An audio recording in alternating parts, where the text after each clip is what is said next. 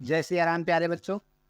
एक बार फिर से आप लोगों का स्वागत है आपकी अपनी family Siya Ram e learning में। मैं डॉक्टर तुषार आर्य आप लोगों का फिर से एक बार दिल से अभिनंदन करता हूँ। जैसा कि हम लोग पढ़ रहे थे इस क्लास में भारत की प्रमुख जनजातियों के बारे में, तो आज उसी श्रृंखला को आगे बढ़ाते हुए हम भारत की एक और प्रमुख या विशेष प्रजाति या जनजाति के बारे में पढ़ेंगे। तो जो उस जनजाति का नाम है वो है भोटिया, जिसके पहले हम कई जनजातियों के बारे में पढ़ चुके हैं, जैसे कि संथाल हो गया, पिग्मी हो गया। इस तरीके से अलग अलग जनजातियों के बारे में हम लोगों ने पढ़ा है या डिस्कस किया है। तो आज हम मुख्य रूप से डिस्कस करने वाले हैं भोटिया जनजाति की।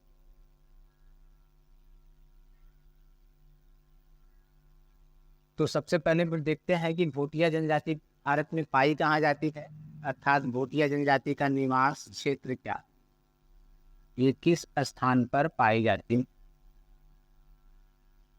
तो अगर हम निवास क्षेत्र की बात करें तो भोटिया जनजाति मुख्य रूप से उत्तराखंड में पाई जाती है। ज़्यादातर जो जनजातियाँ आप लोग पढ़ रहे होंगे, देख रहे होंगे, तो जो जनजातियाँ हैं ज़्यादातर वो पर्वतीय क्षेत्र या जंगली क्षेत्रों में ही पाई जाती है। और जो विशेष प्रकार के जंगल या विशेष प्रकार का पर्वतीय क्षेत्र हमारे भारत देश में है वो ज़्यादातर उत्तर में ही है, यानी कि हिमालयी पर्वतीय क्षेत्र। तो ज़्यादातर जो जनजातियाँ भी हैं भारत में वो सब वहीं पाई जाती है। तो अगर हम भोटिया जनजाति की बात करें तो ये भी मुख्य रूप से उत्तराखंड में ही पाई जाती है। उत्तराखंड भी कह सकते हैं हमारे हिमालयी पर्वतीय क्षेत्र का ही एक भाग है।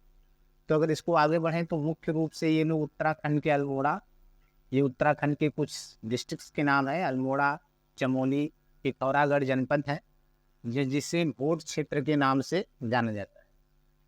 इन तीनों क्षेत्रों को मिला के भोट क्षेत्र के नाम से जाना जाता है। इससे यहाँ पर पाई जाने वाली जो जनजातियाँ हैं उनको हम लोग भोटिया जनजाति के नाम से जानते हैं। उच्च हिमालय क्षेत्र में निवास करने वाली यह जनजाति अपनी हस्तकला, व्यापारिक कुशलता और मिलनसार प्रवृत्ति के कारण अपने गृह क्षेत्र से दूर दराज तक के इलाकों में पहचानी जाती है। अर्थात जो भोटिया जनजाति है इसकी कुछ विशेष पहचान है, जैसे इसके पास इनके व्यापारिक कुशलता बहुत अधिक होती है और इनके यहाँ विभिन्न प्रकार के हस्तकलाओं यानी हाथ से बनाई गई बहुत सारे कह सकते हैं सामानों का उत्पादन होता है। उसके साथ साथ ये काफ़ी मिलनसार भी होते हैं, इसलिए इनको दूर दूर तक लोग, मतलब उत्तराखंड में या उत्तराखंड के बाहर या अन्य राज्यों में दूर दूर तक लोग इनको जानते हैं। अपने गृह उद्योग में निर्मित ऊनी वस्त्रों के साथ ये मैदानी इलाकों में बेचने आते हैं और पूरे जाड़े की ऋतु में सड़कों के किनारे दुकान लगाकर वस्त्र का व्यापार करते हैं। यानी जो भी ये लोग बनाते हैं, ऊनी वस्त्रों का निर्माण करते हैं, उसको ये लोग फिर हमारे यहाँ जैसे उत्तर प्रदेश में या फिर बिहार में इस तरीके से मैदानी क्षेत्र में आते हैं और सड़कों के किनारे खड़े होकर आराम से ये लोग व्यापार करते हैं और अपने ऊनी वस्त्रों को बेच के फिर सर्दियों के दिनों में बेच के फिर वापस चले जाते हैं। इसमें इनका पूरा परिवार कार्यरत होता है। इनका विस्तार नेपाल तक पाया जाता है, जो व्यापार करते हुए जाकर बस गए। मतलब कि व्यापार जापान में भी कुछ भोटिया पाए जाते हैं जो किस लिए गए हैं, सामान्यतः वो इसलिए पहुँच गए क्योंकि वहाँ पर उनको बिजनेस करने के लिए जाना होता है, या उन्हीं वस्त्रों का या जो भी हस्तकलाओं से बनाते हैं वो जो भी वो अपने हाथ बनाते हैं उनका वो लोग क्या कहते हैं कि उनको ले जाके मैदानी क्षेत्रों में जहाँ पर उन चीज़ें नहीं मिलती हैं वहाँ पर इसको बेचते हैं। आगे बढ़े तो भोटिया जो है वो मूलतः चलवासी पशुचारक हैं जो अपने भेड़ बकरियों को लेकर हिमालय की घाटियों में भटकते रहते हैं। इन दोनों का दूध, बाल और मांस इनके जीवन का आधार है। ऊन से औरतें विविध पोशाक तैयार करती हैं जिनका व्यापार करके ये जीवन की अन्य वस्तुएं खरीदते हैं। सेम चीज़ है, वही चीज़ें लिखी गई हैं। तो यहाँ पर समझने वाली बात बस इतनी है कि भोटिया मुख्य रूप से उत्तराखंड में निवास करते हैं। भोट प्रदेश में, भोट प्रदेश कहाँ पड़ता है, उत्तराखंड के अल्मोड़ा, चमोली और पिथौरागढ़ में। और इनका जो मुख्य व्यवसाय है या मुख्य कार्य है, जीवन यापन करने का जो मुख्य आधार है वो है पशुचारण। क्या है? पशुचारण, या फिर कह सकते हैं चलवासी पशुचारण। एक स्थान से दूसरे स्थान पर घूमते हुए ये पशुओं को चराते रहते हैं। और इनके पशुओं में मुख्य रूप से जो पशु होता है वो होता है भेड़, और भेड़ के साथ साथ बकरियाँ। तो भेड़ से ये लोग ऊन प्राप्त करते हैं और ऊन से ऊनी वस्त्रों का निर्माण करते हैं और उन वस्त्रों का निर्माण करके ये फिर अलग अलग जगह पर जाकर उसको बेचते हैं और उससे बाद उससे जो पैसा मिलता है वो अन्य उसी की मदद से वो अन्य साधन अपने लिए खरीदते हैं। ठीक, आगे बढ़ते हैं। तो आगे देखेंगे हम लोग जो भोटिया जनजाति है,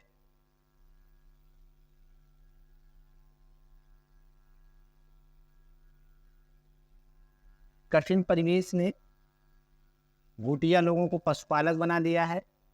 इन चरवाहों को बुगपाल कहते हैं। कृषि के लिए नदी की तंग घाटी और कम ढलुआ पहाड़ प्रयुक्त होते हैं, लेकिन इनका महत्व सीमित है, यानी कुछ लिमिट तक या कुछ सीमा तक ये लोग खेती का भी कार्य करते हैं, लेकिन ये मुख्य रूप से क्या करते हैं, ये लोग पशुपालक ही हैं, जिसमें मैंने पहले आपको बताया कि भेड़ और बकरियां ये लोग मुख्य रूप से पालते हैं। और उसके बाद क्योंकि पशुपालक हैं तो फिर उसको चराते होंगे, इसे चरवाहे होते हैं, तो चरवाहों को ये लोग बुगपाल कहते हैं। ये इंपॉर्टेंट है, ये आप लोग याद रखेंगे कि चरवाहों को क्या कहते हैं, बुगपाल कहते हैं। कौन लोग, भोटिया लोग। ठीक, कृषि के लिए भी थोड़ा बहुत ये लोग उपयोग करते हैं कि पर्वतों के जो समतल सतह मिल जाते हैं थोड़ी बहुत, वहाँ पर थोड़ी बहुत कृषि भी करते हैं, लेकिन ये बहुत ही कह सकते हैं कि सीमित स्थान पर होता है, हर जगह पर नहीं होता है। ठीक है, ये हो गया उनका निवास क्षेत्र और उनके जीवन यापन करने के कुछ मुख्य आधार। तो आगे अगर हम बात करें इनकी प्रजाति विशेषताओं के बारे में या शारीरिक बनावट के बारे में कि भोटिया लोग कैसे दिखते हैं, तो अगर प्रजाति विशेषताओं की बात करें तो भोटिया मध्यम अथवा छोटे कद के तथा गोरे वर्ण के होते हैं, अर्थात बहुत लंबे नहीं होते हैं, ठीक ठाक होते हैं, 5 से 5.5 फुट के आसपास। और इनका नाक जो होता है सामान्यतः चौड़ा होता है और चपटा होता है, चेहरा चौड़ा होता है, आंखें काली व छोटी पतले होते हैं तथा दाढ़ी छोटी होती है, बाल काले तथा शरीर गठीला होता है। प्रजाति दृष्टि से इनका संबंध मंगोलाइट सुधार किया गया है या मंगोलाइट प्रजाति से है ना, किंतु इनमें तिब्बती क्षेत्रों की प्रजातियों का भी सम्मिश्रण हुआ है। यानी मुख्य रूप से ये जो ये हैं, ये लोग मानव की मंगोलाइट प्रजाति से होते हैं, लेकिन तिब्बती प्रजाति जो है इनका भी इनमें कह सकते हैं कि मिलन हुआ है या सम्मिश्रण हुआ है। तो ये तिब्बती लोग जो होते हैं उनके जैसे भी देखने में लगते हैं, गोरे होते हैं, बहुत बड़े नहीं होते हैं, नाटे भी नहीं होते हैं, मध्यम कद के होते हैं और इनकी आंखें काली काली होती हैं, होंठ पतले होते हैं। ये सब इनकी शारीरिक बनावट है, जिससे आप देखकर ये अंदाजा लगा सकते हैं कि ये भोटिया जनजाति के लोग हैं। ठीक, आगे बढ़ते हैं। तो आगे हम लोग देखेंगे जीवन यापन के ढंग, ये किस तरीके से अपने जीवन यापन करते हैं। तो अगर हम जीवन यापन के ढंग की बात करें तो भोटिया मूलतः घुमक्कड़ पशुपालक हैं। कैसे पशुपालक हैं, घुमक्कड़, जैसा कि मैंने आपको पहले बताया कि ये लोग घूमते रहते हैं और पशुओं के साथ साथ घूमते रहते हैं, जो घास और पानी की तलाश में हिमालय की घाटियों में अपने टोरों के साथ भटकते रहते हैं। इनके छोरों में भेड़, बकरियां और जीबू, एक प्रकार की पहाड़ी गाय होती है जिसको ये लोग जीबू कहते हैं। तो भेड़, बकरी और जीबू ये 3 प्रकार के कह सकते हैं मुख्य पशु होते हैं। भेड़ बकरियों से इन्हें दूध, ऊन, मांस, चमड़ा और सींग की प्राप्ति होती है, जो इनके जीवन के आधार है। जीबी जो कि पहाड़ी गाय है, उससे इनको मुख्य रूप से दूध, चमड़ा और मांस के अतिरिक्त परिवहन का काम भी लिया जाता है। मतलब उससे ये लोग छोटी मोटी बैलगाड़ी का भी कह सकते हैं इस्तेमाल करते हैं। जहाँ उपयुक्त भूमि है वहाँ सीढ़ीदार खेत बनाकर मक्का, जौ, गेहूँ और साग सब्जी की कृषि भी करते हैं। लेकिन भोटिया का एक वर्ग हींग, जीरा तथा जड़ी बूटी बेचता हुआ दूर दूर तक चला जाता है। जैसे आप लोग भी देखते होंगे कि आप लोग के इलाके में समय समय पर कुछ लोग हींग लेके, कुछ लोग जीरा लेके तथा कुछ लोग विभिन्न प्रकार की जड़ी बूटी लेकर अलग अलग समय में आते रहते हैं ना। जैसा कि ऊपर इंगित किया गया है कि पशुपालन इनका मुख्य पेशा है या मुख्य व्यवसाय है। पशुपालन के साथ साथ कुछ भोटिया लोग कहीं पर समतल जमीन मिल जाती है, अगर पर्वतों पर सीढ़ीदार खेत बनाकर कुछ जगहों पर ये लोग खेती भी करते हैं। और जो भी चीज़ें इनको मिलती है, मुख्य रूप से इनका विशेषता क्या है, ये लोग बहुत ही व्यापार कुशल होते हैं। यानी जो भी चीज़ें मिलती हैं इनको, ये लोग उसको बेचने के लिए निकल जाते हैं और आसानी से उसको बेच के अपने जीवन यापन का निर्वाह करते हैं। आगे अगर हम देखें ये लोग भोजन के रूप में क्या इस्तेमाल करते हैं या इनका भोजन क्या है मुख्य रूप से, तो जो चीज़ें रहेंगी इनके पास वही भोजन के रूप में इस्तेमाल करेंगे। बोटियाँ न तो पूर्णतः शाकाहारी है न ही मांसाहारी हैं। ये लोग महुआ, मक्का, जौ और गेहूं की रोटी, दूध और उससे बनी वस्तुएं, गुड़, शहद और मेह बकरियों की मांस खाते हैं। मांस खाने का दैनिक कार्यक्रम नहीं होता है। शादी उत्सव पर मांस का भोजन आवश्यक होता है। ये चाय पीने के बड़े शौकीन होते हैं, लेकिन चाय में चीनी के स्थान पर नमक डालते हैं। चाय में चीनी के स्थान पर नमक डालते हैं, यानी कि जैसा कि आप लोग बनाते हैं काली चाय, तब भी हम लोग उसमें चीनी डाल देते हैं, लेकिन ये लोग काढ़े टाइप का बनाते हैं और उसी को पीते हैं। चाय में चीनी डाल के और चाय में नमक डाल के ये लोग चाय बनाते हैं और चाय के बहुत ही शौकीन होते हैं, पीते हैं। उसके साथ साथ ये लोग मुख्य रूप से, ऐसा तो नहीं कहा जाता है कि पूर्णतः ये शाकाहारी है, ये भी नहीं कहा जाता पूर्णतः मांसाहारी है। मुख्य रूप से ये लोग शाकाहारी होते हैं, लेकिन अलग अलग उत्सवों पर या अलग अलग कार्यक्रमों पर ये लोग मांस भी खाते हैं। ठीक। चाय को बांस की नली में, जिसे धोमो कहते हैं, खूब फेंटते हैं और जब उसमें गाज उगती है तब पीते हैं। ठीक है। चाय तो ये लोग चाय के शौकीन होते हैं, लेकिन चाय बनाते कैसे हैं? ये लोग बांस की नली में ये लोग पहले उसको खूब मिक्स करते हैं, फेंटते हैं, जिससे जो चाय की नली को, उससे बांस की नली को हम लोग क्या बोलते हैं? धोमो बोलते हैं, या वो लोग क्या बोलते हैं? धोमो बोलते हैं। ठीक। इनका विश्वास है कि अतिथि परमेश्वर का रूप होता है। अतिथि परमेश्वर का रूप होता है, इसलिए ये लोग अतिथि की काफी सेवा सत्कार करते हैं। ठीक। नेक्स्ट आगे बढ़े। जैसा कि आपको भी मानना चाहिए, तो बहुत सारी आखिर ये जनजातियों को पढ़ाने का मुख्य उद्देश्य क्या है कि आपको अपनी, जैसा कि इस समय जो हालत जनजातियों की है वही हालत पूरे मानव समुदाय की रही है पहले, और प्राचीन समय के रीति रिवाजों से आप लोग थोड़ा बहुत परिचित हो जाएंगे, और जो हमारी भारतीय संस्कृति है वह देखने को आपको यहाँ मिलती है। ठीक। आगे बढ़ते हैं तो मुख्य रूप से वस्त्र पहनते हैं और आभूषण पहनते हैं। वस्त्र के रूप में ये किन चीज़ों का प्रयोग करते हैं और आभूषण के रूप में किन किन चीज़ों का प्रयोग करते हैं? तो वस्त्र और आभूषण की अगर हम बात करें तो इनका पहनावा तिब्बती ढंग का होता है। जैसा कि मैंने पहले बताया कि लोग तिब्बत से इनका मेल जोल अधिक है, तो तिब्बती लोग भी, या तिब्बत में भी ये लोग जाके बस गए हैं, तो इनका पहनावा भी तिब्बती जैसा हो गया है। पुरुष घुटने तक लंबा चोगा पहनते हैं और सिर पर टोपी धारण किए रहते हैं, जो केवल सोते समय उतारते हैं। चोगा का मतलब आप लोग समझ रहे होंगे, घुटने तक चोगा पहने रहते हैं और सिर पर टोपी बनाए रहते हैं, वो हमेशा पहने रहते हैं। कुछ लोग पगड़ी भी बांधते हैं।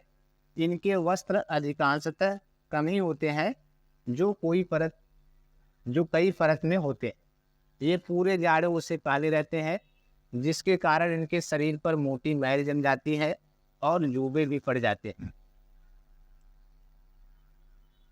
स्त्रियां, ये स्त्रियां लिखा है, यह मानवीय में प्रिंट हो गया है। ये तो पुरुषों की बात हो गई। अगर स्त्रियों की बात करें तो स्त्रियां भी इसी प्रकार से चोंगा पहनती हैं, लेकिन सिर को रुमाल या चादर से ढकती हैं। कमर में पेटी भी बांधती हैं।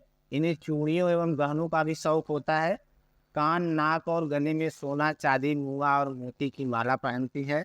अपने बाल को संवार कर रखती हैं तथा अपने को आकर्षक बनाए रखने का प्रयास करती है, जैसा कि सारी स्त्रियों का काम है। सारी स्त्रियां अपने आप को आकर्षक बनाने का प्रयास करती हैं। हमारे यहाँ तो भाई आकर्षक बनाने का कह सकते हैं कि शोरूम खुल गया है, जिसको आप लोग मेकअप या फिर ब्यूटी पार्लर कहते हैं ना। तो उसी तरीके से ये लोग भी कोशिश करते हैं कि लोग सुंदर दिखे, तो अपने बालों को संवार कर रखते हैं और विभिन्न प्रकार के आकर्षक चीज़ों का, जैसे सोना, चांदी, मुआ, मोती आदि चीज़ों का ये लोग कह सकते हैं कि आभूषण के रूप में भी इस्तेमाल करती है। ठीक। मुख्य रूप से अगर आपसे पूछ लिया जाए कि इनका वस्त्र, यानी भूटिया लोगों का वस्त्र क्या है, तो सीधी सी बात है, ये लोग घुटने तक चोंगा पहनते हैं। वो पुरुष होते हैं, जो महिलाएं होती हैं दोनों। पुरुष सर पर टोपी लगाते हैं या पगड़ी बांधते हैं, जबकि महिलाएं सर पर रुमाल या चादर रखती हैं। ठीक, बस इतना ही अंतर है। अगर आगे देखें हम लोग, तो आगे इनके अगर उपकरण की बात करें, ये कौन कौन से उपकरण इस्तेमाल करते हैं अपने जीवन यापन के लिए, तो उपकरण में मुख्य रूप से ये लोग बोटियां चूंकि विविध आर्थिक कार्य करते हैं, अतः इनके उपकरण भी तदनुसार अनेक प्रकार के होते हैं। जो लोग केवल पशुपालन करते हैं, उनके उपकरण बहुत कम और हल्की धातुओं से, जैसे एल्युमिनियम के होते हैं। ये अपना सामान अपने साथ झोले में भरकर कंधे से लटकाए या पशुओं पर लादे घूमते हैं, क्योंकि जो पशुपालन करते हैं वो घुमक्कड़ प्रवृत्ति के होते हैं। उनको एक स्थान से दूसरे स्थान पर जाना होता है, तो इसलिए वो लोग हल्के सामान रखते हैं और कम सामान रखते हैं। तो ज़्यादातर एल्युमिनियम के बने बर्तन और एल्युमिनियम के बने कुछ उपकरण ये लोग लेके चलते हैं। जो भोटिया कृषि करते हैं, जो थोड़े बहुत भोटिया हैं जो कृषि करते हैं पहाड़ी क्षेत्रों पर, सीढ़ीनुमा ढालों पर, वो लोग खुरपी, फावड़ा आदि का उपयोग कृषि में करते हैं। व्यापार करने वाले वर्ग के पास विविध धातुओं के बर्तन होते हैं, फिर भी इनके घुमक्कड़ी जीवन के कारण सारा सामान इस प्रकार का होता है जो स्वयं ढो सके, क्या कर सके, ढो सके। संक्षेप में ये न्यूनतम बर्तनों से अपना काम चलाते हैं ताकि ज़्यादा उनको ढोने में दिक्कत ना हो, एक स्थान से दूसरे स्थान पर जाने में दिक्कत न हो। ठीक, अब अगर हम लास्ट में बात करते हैं इनके सामाजिक संगठन की, कि भोटिया लोगों का सामाजिक संगठन कैसा है, किस तरीके से इनका समाज चलता है, अगर उसके बारे में हम लोग बात करते हैं तो हम लोग देखते हैं कि जो भोटिया लोग हैं बड़े सच्चे और सहृदय होते हैं। इसके बारे में पहले बात हो चुकी है, पहले ही पैराग्राफ में बताया गया है कि ये लोग काफ़ी व्यापार कुशल होते हैं और काफ़ी सच्चे होते हैं, काफ़ी सहृदय होते हैं, इसीलिए इनको दूर दूर तक लोग जानते हैं, काफ़ी मिलनसार होते हैं। दूसरे की वस्तु को वो मिट्टी समझते हैं, अर्थात वो लोग किसी दूसरे की वस्तु लेते नहीं है। यही कारण है कि इनके घरों में ताले की आवश्यकता नहीं होती, अर्थात पूरे बस्ती में ये लोग अपने घर में ताले नहीं लगाते, क्योंकि कोई भी भोटिया दूसरे की वस्तु को नहीं लेता है, क्योंकि उनके लिए उसका कोई मूल्य नहीं है, वो मिट्टी के समान। इनका समाज समानता में विश्वास करता है, सभी कामों और निर्णयों में स्त्री पुरुष की समान सहभागिता होती है। अपने पुत्र पुत्रियों की शादी से उनकी रजामंदी से करते हैं, यानी कि जो भी पुत्र पुत्री की शादी हो रही है उनकी रजामंदी होनी चाहिए, जबरदस्ती वो लोग शादी नहीं कराते हैं, भाई तुमको उससे करनी है। लेकिन माता पिता की भी शादी में रजामंदी होनी चाहिए, यह सहमति होती। लड़के का परिवार बारात बाहर लेकर आता है और शादी करके लड़की को घर में जाता है, जैसे भी हमारे यहाँ होता है। सेम चीज शादी में कई दिन तक बोझ चढ़ता है, खाने पीने का प्रबंध होता है। ऐसे अवसर पर नाच गाना के साथ शराब और मांस का दौर चलता है। वो भी अपने नाम में एक चौपाल बनाते हैं जिसे वो रागवास पूरी करते हैं। चौपाल मतलब जहाँ पर 200 लोग बैठ, यह मिलत और मनोरंजन का केंद्र होता है। आज सबको मिलने का एक स्थान होता है चौपाल, और वहीं पर वो मनोरंजन या एंटरटेनमेंट भी करते हैं। ठीक है, जिसे ये लोग क्या बोलते हैं, रागवास, या रागवास करी, रागवास करी। ठीक, जहाँ रोज शायद गाँव के लिए एकत्र होते हैं और नाच गाना करके मनोरंजन करते हैं। अतिथियों को यदि ठहराया जाता है, ये स्टीव और स्नात की पूजा करते हैं। इनका खाने तक महीने तक स्टीमिंग करके मृतक को जलाते हैं और आत्मा की शांति के लिए वृक्ष लगा देते हैं और 10 दिन तक पानी देते रहते हैं। ठीक, काफ़ी अच्छा प्रचलन है, काफ़ी अच्छी चीज़ है ना।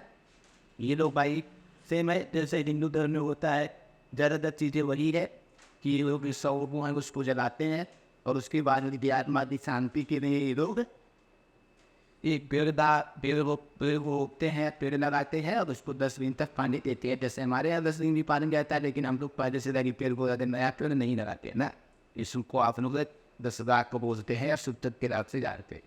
ये लोग नए पेड़ लगाते हैं, उसको 10 पानी देते हैं और मुख्य रूप से ये भगवान शंकर और शेषनाग को तो उस पर है शेषनाग की पूजा करते हैं। तो ये हो गया भोटिया का, कह सकते हैं कि सामाजिक परिवेश या सामाजिक सरल। ठीक, अब एक और जनजाति बची है जिसको आप लोग बोल के नाम से जानते हैं। इस नाम से जानते हैं वो। अब गोल जनजाति के बारे में हमको पढ़ना है।